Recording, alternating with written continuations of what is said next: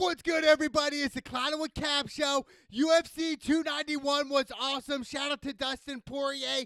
Look, he put on a good performance, but I told you Justin Gaethje ended up going to win this fight somehow, some way. Just willed his way to win with the second round knockout with the right leg kick, and it was kind of similar to Leon Edwards' leg kick on Kamaru Usman. It's so ironic because Usman and Gaethje trained together, so I just think it was a great game plan by Gaethje. His whole team to just know what Dustin Poirier is going to do. I mean, I like Poirier, what he's done for the UFC, but I just thought Gaethje, this was his time right now. This was his time to really come in. I think Justin Gaethje will become 155 that weight champion, lightweight champion. So I just think for Gaethje, man, it was just a different ball game for him. You know, in the first 2 minutes, you could already tell when Poirier would throw, he would be ready for it. He'd be countered for it. Instead of his first fight, Gaethje would just come in and brawl.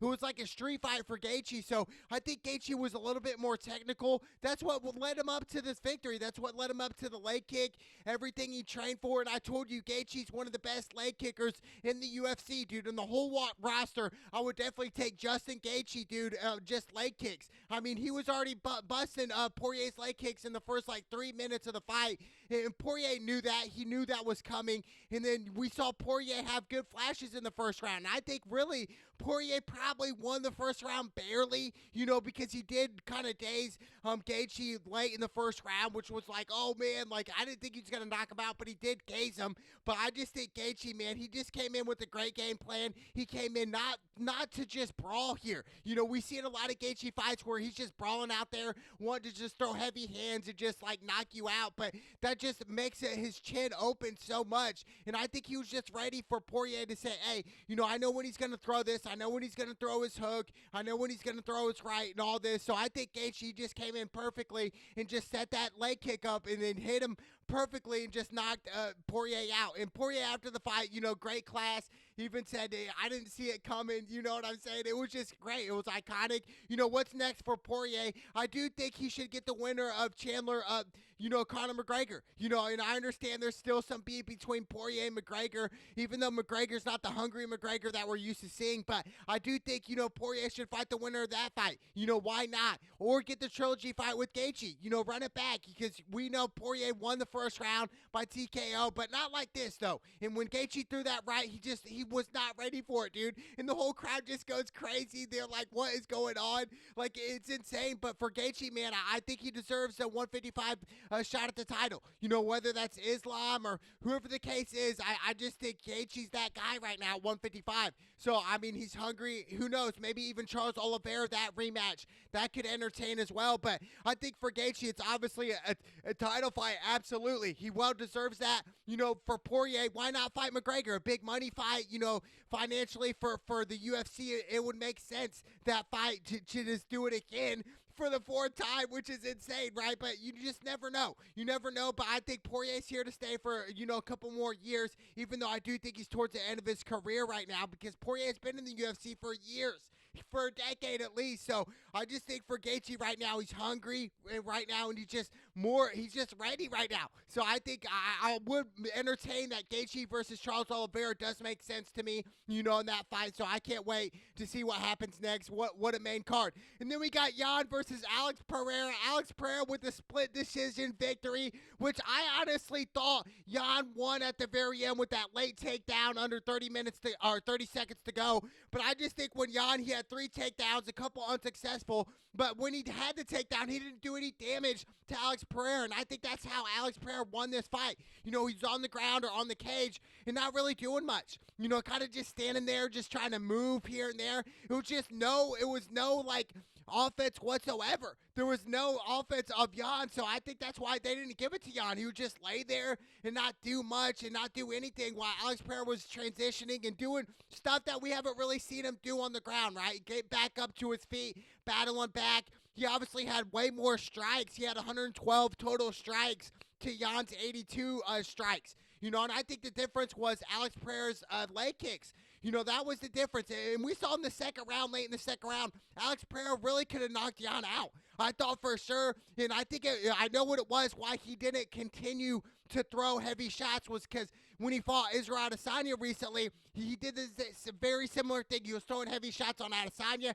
Adesanya countered and then eventually knocked him out. So I don't think he wanted to get countered, but he could have easily knocked him out late in the second round. But I just think he had flashbacks of the Adesanya fight where he's like, oh, shoot, if I just start loading up on this guy, he's going to counter me, and then I'm going to get knocked out like I did with Adesanya. So there was some precaution there for Alex Pereira, but he was just ready for this fight. Even though he did get taken down late in the third round, but overall, Alex Pereira, he came ready, dude. He came ready, and I'm telling you what right now, what's next for Alex Pereira? That's a 205 light heavyweight championship title fight. That's what Alex Pereira deserves right now. Why not? So I just think Alex Pereira, obviously, when you match him up against a wrestler, and it's not even a wrestler. So it's going to be interesting to see when the UFC matches Alex Pereira with a wrestler. Wrestler's just going to try to take you down, right? It's all different types of things here in MMA. It's not just one thing, I'm just good at wrestling, that's it. I mean, that could take you far, but you have to be good at many things. And Alex Pereira obviously is a master on his feet, on kickboxing and throwing hands.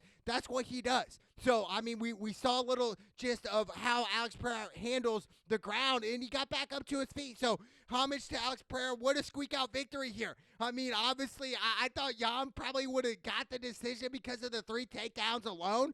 But no, dude, the judges saw different. Alex Pereira definitely won the second round. Who knows? Maybe 10-7 that round. Who knows about that? But I just think overall, Alex Pereira, what a victory. Huge victory, huge split decision win. Like I said, went 5-0 in the main card. I could have asked for a better weekend, so I definitely hit the lottery on that. And then we had Stephen Thompson, Wonderboy. His fight got canceled. His fighter went overweight, so they had Derek Lewis replace it. And Derek Lewis with the fashion of under a minute, dude, knockout through the knee and really connected to the guy. And he just dropped and started hanging big shots, and that's Derek Lewis. And this was the first time I seen Derek Lewis probably lose about 20 to 30 pounds of fat, dude. He was a little bit more thinner. He looked a little bit more quicker. So I think that was his coach's plan right here to say, hey, Derek, we're going to slim you down a little bit. I think that beer gut is just kind of slowing you down a little bit. So we're going to lose about 20 pounds of fat, and that's what he did. And he came out firing right from the jump. And the first 5 seconds, boom, through the knee, and started hanging heavy shots and knocking the dude out. So, homage to that. I just think, Marcus Lime, he just was not that ready for this fight, dude. And Derek Lewis, like I said, he has huge bombs. I mean, probably one of the hardest hitters in the UFC roster, dude. Derek Lewis, one punch out, knockout power, dude. It's scary. So shout out to Derek Lewis. What a win on that one. And then we had Tony Ferguson versus Bobby Green. I picked Bobby Green in this matchup. This was an easy pick for me. Third round submission with under like 10 seconds to go. Kind of unfortunate for Tony Ferguson. He had some flashes here in the second round, but I just think overall, Tony Ferguson, like I said, he's done. He was on a five fight losing streak leading up into this fight. Now he's 6 fights in a row. Tony Ferguson lost. I think he's had a great career in the UFC, but it's over. I just think he's a lot more slower. It just looks like he's in there just trying to survive compared to how Tony Ferguson used to fight when he was a dog, when he would go at you and throw crazy combinations, throw leg kicks. But I just think overall, it just was not Tony Ferguson's time. And I think it's time to retire Tony Ferguson. I think the UFC and Dana White, I think they all understand, hey, I think this is time for you. You've lost 6 in a row, dude. You're towards, almost in your 40s now. You look like you're 55. Like, I just think it's time, Tony. It's time to do it. But shout out to Bobby Green. What a great game plan. Even though there was a couple times in that fight, Bobby Green did get dazed, but he still stuck his composure. And what was really interesting about Bobby Green that I've really never seen him do was he would throw jabs like, he wouldn't even have his hands all the way up. He would throw his jab where his, right arm was down, and he would just like a snake strike, dude. It was so fast. It was crazy. I was like, dude, Bobby Green's jab is just insanely quick, dude. Tony Ferguson had no shot at it, no answer. He had a couple glimpses there, but it was just a great win by Bobby Green. Domination. Like I said, I had Bobby Green from the jump. Kevin Holland gets a first-round submission to open up the main card. Shout out to Kevin Holland. I picked him. Kevin Holland's had some big fights, right? I mean, he had the Chimaev fight where he did get ragdolled, the first minute and a half. But, hey, he took that fight, and a lot of people didn't want to fight Chimaev. Now we got a steroid user look like fighting Chimaev here in October. I can't wait for that. Paulo Costa, that's going to be an interesting matchup. But, shout out to Kevin Holland. Kevin Holland, Bobby Green, Alex Pereira, Justin Gaethje, Derek Lewis, all hit on the card.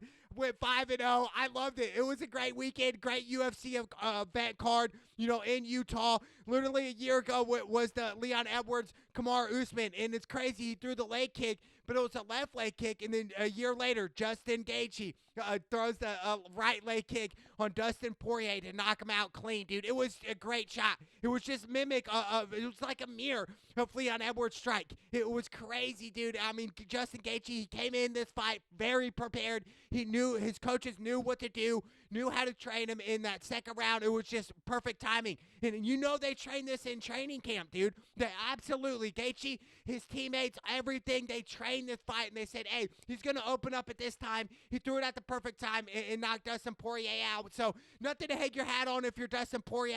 I do think he should get a fight with Conor McGregor. I think that'd be great, man. I really would, but I cannot wait to go to a UFC event one day. I know, I heard the atmosphere is just electric. It's just an insane time. Everybody's turned up, so I cannot wait to eventually go to UFC event. But UFC 291 did not disappoint. What a great card. It's the Clownwood Cab Show. Let's go!